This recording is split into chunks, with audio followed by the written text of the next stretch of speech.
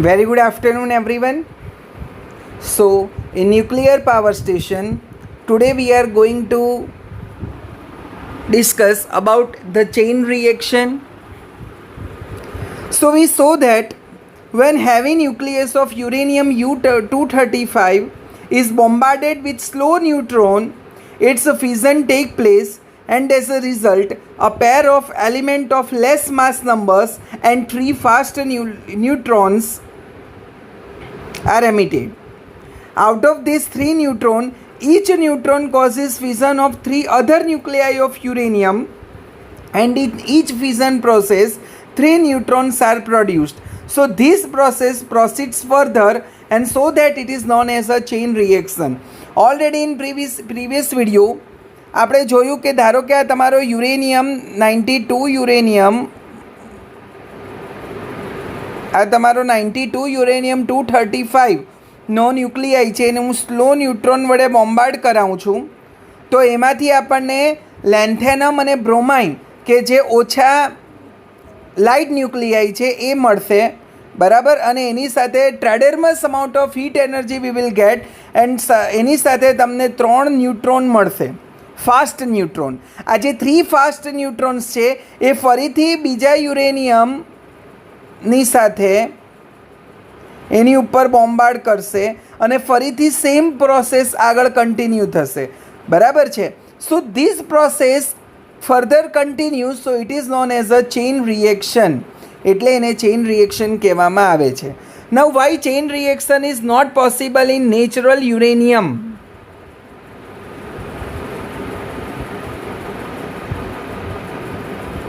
So chain reaction is not possible in the natural uranium. Isotopes of uranium in natural uranium are in the following proportion. જે આપણું natural uranium છે that is 92 uranium 238, that is 99.23%. એની અંદર 92 uranium 235 is 0.71% અને 92 uranium 234 is 0.06%. This means that in natural uranium there is greatest proportion of 92 uranium 238 is there, while proportion of 92 uranium 235 is very small. એટલે આમાં question શું છે કે natural uranium જે છે એ આપણે ચેઇન રિએક્શન માટે યુઝફુલ થતો નથી. 2 માર્ક્સમાં તમને આ સેમ ક્વેશ્ચન પૂછી શકાય. Why chain reaction is not possible in natural uranium? કારણ કે નેચરલ યુરેનિયમનું પ્રપોર્શન તમને અહીંયા આપવામાં આવેલું છે. એ પ્રપોર્શનમાં 92 યુરેનિયમ 238ની માત્રા ઓનલી સૌથી વધારે છે, દેટ ઇઝ 99.23%, અને 92 યુરેનિયમ 235 કે જે એકચ્યુઅલી જરૂરી છે આ પ્રોસેસ માટે એ ઓનલી 0.71% છે. Okay,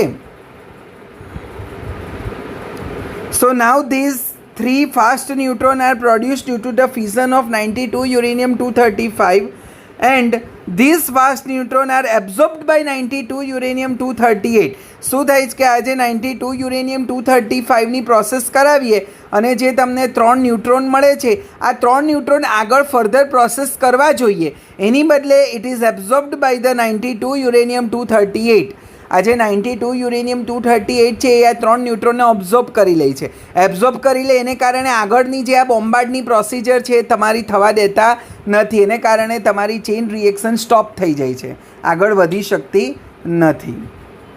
so finally as a result the chain reaction does not proceed further and it stops, and so that chain reaction is not possible at all in case of natural uranium. So we are using isotopes of the uranium, not natural uranium, for in the nuclear power station. So the question is very very important. Directly this question you may ask in your examination. Okay, next is a function of moderator. Okay, મેં આગળ પણ તમને વિડીયોમાં discuss કર્યું છે કે whenever the bombarding procedure of the uranium 235 is proceeded, so એમાંથી 3 fast neutron generate થાય છે અને જ્યારે આપણે યુરેનિયમને બોમ્બાર્ડિંગ કરાવવાનું હોય છે that is with the slow neutron. એ જો ફાસ્ટ ન્યુટ્રોન હશે તો એ તમારા યુરેનિયમને બોમ્બાર્ડિંગ કરવાની બદલે એ શું થશે, એમાં એબ્ઝોર્બ થઈ જશે. એટલે આપણે ન્યુટ્રોન કેવા જોઈએ, સ્લો જોઈએ. તો જનરેટ થાય છે ફાસ્ટ ન્યુટ્રોન અને આપણને જોઈએ છે સ્લો ન્યુટ્રોન. તો ફાસ્ટની સ્પીડને રિડ્યુસ કરીને સ્લો કરવાનું જે કામ કરે છે એને કહેવામાં આવે છે મોડરેટર. એને શું કહેવામાં આવે છે? મોડરેટર. તો જુઓ, we show that the proportion of the 92 uranium 238 in natural uranium is very large and it has property of absorbing the fast neutron. જે ફાસ્ટ ન્યુટ્રોન છે એને એબ્ઝોર્બ કરવાની પ્રોપર્ટી છે. So the fast neutron produced due to the fission of nucleus uranium 235 are absorbed by the uranium 238 atom. So further fission of U235 nuclei is stopped and whole your reaction is going to stop and chain reaction is not proceeded further. If however the fast neutron are made slow, કોઈક રીતે જો આ fast ન્યુટ્રોનને આપણે slow ન્યુટ્રોનમાં convert કરી નાખીએ, એની speed આપણે reduce કરી નાખીએ, તો this slow neutron are not absorb by the uranium 238 and this slow neutron can cause fission of other uranium 235 nuclei and the reaction continue. અને તે તમારી રિએક્શન આગળ કન્ટિન્યુ રહેશે. Moderator causes this fast neutron slow.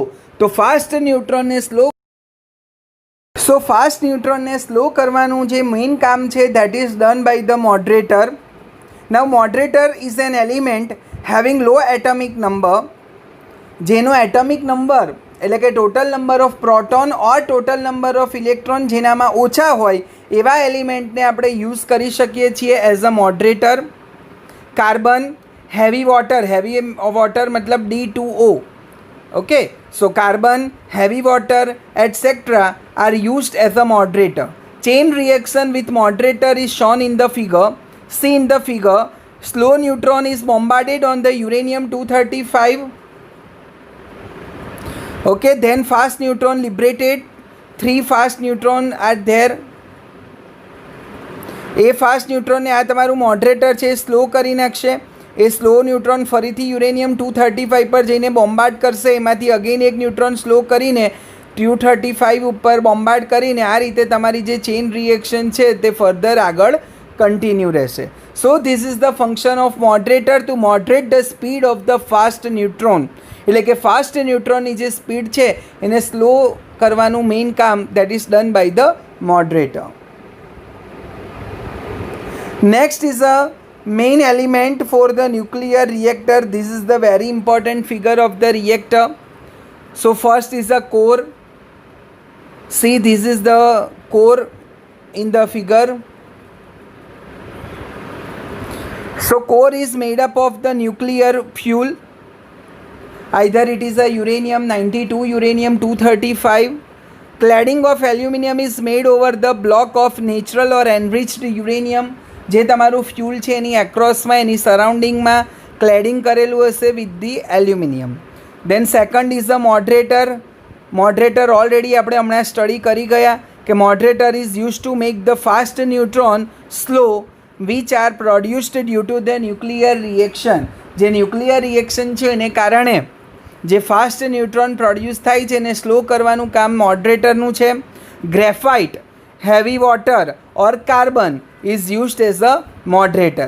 Heavy વોટરનું જે રીતે આપણે regular વોટરને લખી શકીએ H2O એ રીતે હેવી વોટરને લખાય છે ડ્યુટેરિયમ ધેટ ઇઝ D2O.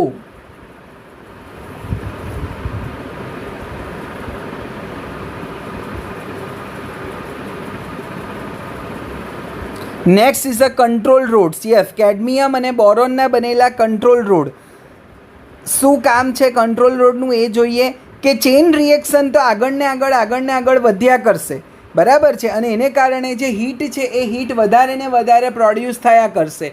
પણ ધારો કે અલ્ટરનેટર ઉપરનો લોડ કે જે ઇલેક્ટ્રિકલ એનર્જી આપણને રિક્વાયર્ડ છે એ ઇલેક્ટ્રિકલ એનર્જીની રિક્વાયરમેન્ટ ઓછી થઈ ગઈ, એટલે કે load on the alternator is going to decrease. તો જે તમારું ઇનપુટ છે અલ્ટરનેટરનું that is mechanical energy of the turbine એ આપણે ઓછું કરવું પડે. એની માટે આપણે ઇનપુટ ઓછું કરવું પડે ટર્બાઇનનું that is heat energy of the steam. અને સ્ટીમ જનરેશનનું કામ કોણ કરે છે? ન્યુક્લિયર રિએક્ટરમાં ન્યુક્લિયર રિએક્શન દ્વારા પ્રોડ્યુસ થતી હીટ એનર્જી. આ હીટ જે છે એને આપણે ઓછી કરવી પડે અને એ હીટને ઓછી કરવા માટે આપણે ચેઇન રિએક્શનને કંટ્રોલમાં લાવવી પડે, બરાબર છે. અને એ ચેઇન રિએક્શનને કંટ્રોલમાં લાવવાનું કામ કરે છે કંટ્રોલ રોડ્સ. તો control rods are use to control the chain reaction. These rod are inserted into એટલે કે boron and cadmium. Generally boron and cadmium are used for this purpose. These have property of absorbing neutron. Control road શું કરશે કે ન્યુટ્રોનને ફાસ્ટના slow neutron કરીને moderator આગળ વધારશે, એટલે એ bombarding કરશે અને બોમ્બાર્ડિંગ કરીને ફર્ધર યુરેનિયમ 235નું ફિઝન પ્રોસેસ કરાવશે. પણ આ ન્યુટ્રોનને જ હું ઓબ્ઝર્વ કરાવી લઉં, આ ન્યુટ્રોન જ જો ઓબ્ઝર્વ થઈ જાય, તમારે એબ્ઝોર્બ થઈ જાય, તો એ ન્યુટ્રોન આગળ વધી જ નહીં શકે. અને જો એ ન્યુટ્રોન આગળ વધી નહીં શકે તો ચેઇન રિએક્શન આગળ વધી નહીં શકે. So these rods are inserted into the core. આ કોરની અંદર આ ટાઈપના રોડને ઇન્સર્ટ કરાવવામાં આવે છે. Mechanical arrangement is done and so that the rods can be moved in or out of the core. આ કોરમાંથી તમારા કંટ્રોલ રોડને ઇન અથવા આઉટ કરાવવામાં આવે છે. Mechanical arrangement is done so that the rods can be moved in or out of the core. બરાબર, આ જે રોડ છે એને ઇન અને આઉટ કરાવવા માટે કોઈ માણસ નહીં જાય, બિકોઝ ન્યુક્લિયર રિએક્ટરની અંદર જે રિએક્શન પ્રોડ્યુસ થાય છે which are very very dangerous for the human being, and so that the mechanical arrangement is there for in and out of the control rods.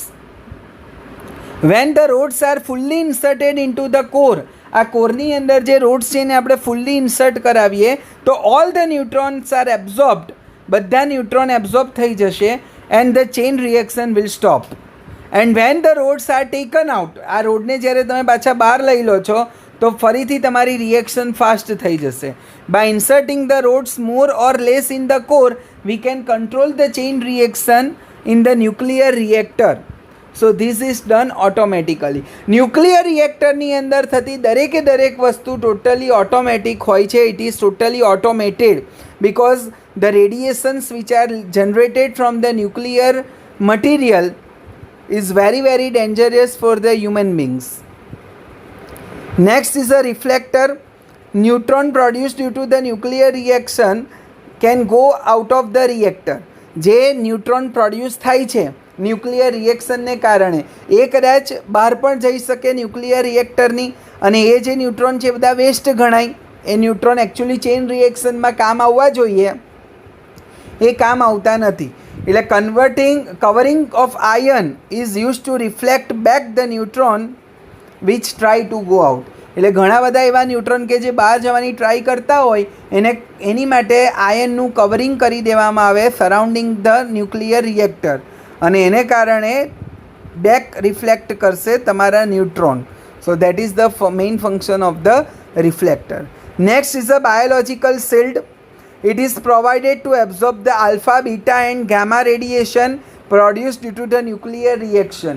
આ ન્યુક્લિયર રિએક્શનને કારણે જે આલ્ફા, બીટા અને ગામા રેઝ પ્રોડ્યુસ થાય છે એ બધા rays જે છે એને એબ્ઝોર્બ કરવાનું કામ બાયોલોજિકલ શિલ્ડ કરશે. This is essential as the radiation is dangerous for the living being. જેટલી પણ માનવ જાતિ છે એની માટે આ બધા alpha, beta, gamma radiations are very very dangerous, and so that the biological shield is very very important and essential. For this a thick wall of concrete is constructed around the reactor, and boron is added to this which absorb the radiation. જે boron material છે એ boron material use કરવામાં આવે છે in biological shield to absorb the radiation. Now next and last element that is coolant. Coolant is used to absorb the heat which is produced due to the nuclear reaction. Coolant enters the reactor at low temperature and comes out with very high temperature, absorbing the heat from the reactor. એટલે main કુલન્ટનું કામ શું છે કે whatever heat which is generated in the reactor એને absorb કરવાનું main કામ કુલન્ટનું છે. Carbon dioxide, air, hydrogen, helium, heavy water that is deuterium D2O, liquid sodium, liquid potassium etcetera are used as a coolant. બરાબર, આ બધા points બહુ important છે કારણ કે MCQની અંદર પણ તમને પૂછાઈ શકે છે કે ભાઈ નીચેનામાંથી કયું મટીરિયલ કુલન્ટ તરીકે યુઝ થાય, મોડરેટર તરીકે યુઝ થાય, બરાબર છે. કંટ્રોલ રોડ્સમાં કયું મટીરિયલ યુઝ થાય છે? આવા lots of questions you may ask in your MCQ exam as well as in your JTU exam. Okay, so in this video it is enough for today. If you have any doubt, any query related to this topic, then you can mention in the comment section. Thank you. Have a nice day.